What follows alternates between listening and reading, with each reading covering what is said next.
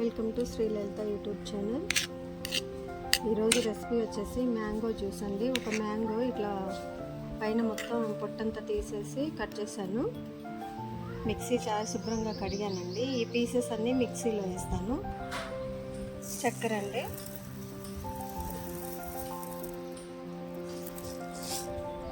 Ice cubes ఉంటే వేద్దాము. Ice cubes లేకపోతే బాగా కూల్ వాటర్ వేసుకున్నా పర్లేదండి. వెంటనే తాగాలనుకుంటే కూల్ వాటర్ వేసుకోండి, లేదు ఫ్రిడ్జ్లో పెట్టుకుంటామంటే ఐస్ క్యూబ్స్ యాడ్ చేసుకోండి. ఐస్ క్యూబ్స్ యాడ్ చేసుకోకపోయినా పర్లేదండి, ఎందుకంటే కొంచెం కూల్ వాటర్ యాడ్ చేస్తాం కాబట్టి.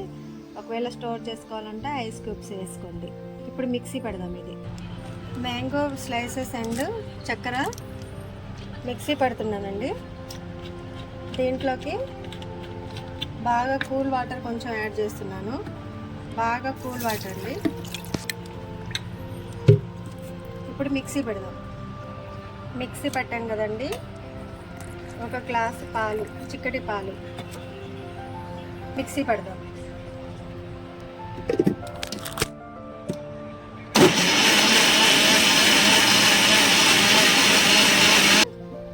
పాలు అండ్ మామిడికాయ ఐస్ క్యూబ్స్ అంతేనండి.